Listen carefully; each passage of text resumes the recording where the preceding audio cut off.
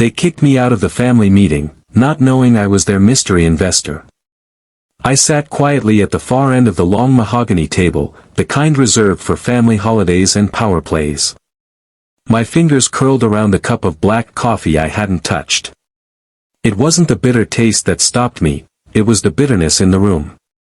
My name is Jacob, the youngest son of the Mitchell family, the one they always forgot to invite until someone needed help moving furniture or a tech issue solved.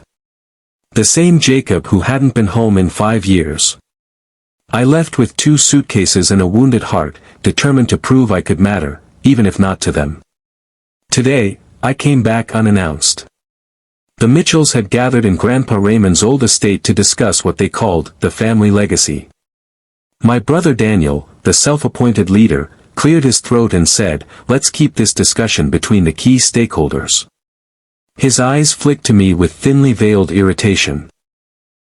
"Jacob, maybe this isn't the place for you." The words weren't surprising. What surprised me was how calmly I stood up and walked out. They didn't know that months ago, I had quietly become the majority investor in our grandfather's struggling manufacturing business. I had used the money I earned building a software company from a basement in Detroit, a company no one in that room ever asked me about. Grandpa's factory was more than bricks and machines. It was built on sweat and dreams. When he passed, no one wanted to save it. They saw it as a burden. I saw it as a bridge, to honor a man who once told a scared little boy, "Don't ever let them decide your worth." I didn't invest for revenge. I invested because I believed in legacy. 2 hours later, as I sat on the back porch, Daniel stormed out. "You're still here," he snapped. "We're in crisis. The factory's been sold.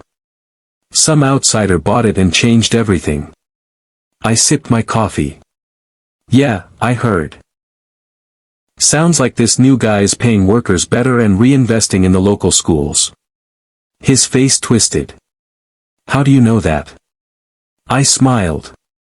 "Because I'm him." Silence fell like thunder. He stared, blinking, trying to rearrange years of judgment into understanding. "You're the investor. Not just me. I partnered with Grandpa's old foreman, Mr. Carter. Remember him? The man you said smelled like grease. He taught me how to weld before I could ride a bike." "But, why?" His voice cracked with something that sounded like regret. "Because I didn't want our legacy to die. Not the money. The meaning." That night, the family meeting reconvened, this time with me at the table. The air was different. Quieter. More thoughtful. My cousins asked questions. Aunt Linda apologized for years of exclusion. Even Daniel listened, really listened. Later, as we walked out under a sky littered with stars, my niece, barely 10, ran up and hugged me. "Uncle Jake, Mommy said you saved the factory." "Does that mean people get to keep their jobs?" "Yeah," I said, kneeling to her height. "It means a lot of families will have food on the table and kids in school." She grinned. "You're like a superhero." I laughed, but something inside me healed. The next morning, I visited the factory. Workers waved. A plaque had been installed at the entrance. In memory of Raymond Mitchell, who built more than a business, he built people. As I stood there, I realized something: family isn't always defined by those who share your name. Sometimes, it's made of those who share your heart. I had walked in hoping for a seat at the table. I walked out knowing I had built one of my own. And maybe, just maybe, they were learning to sit with me too.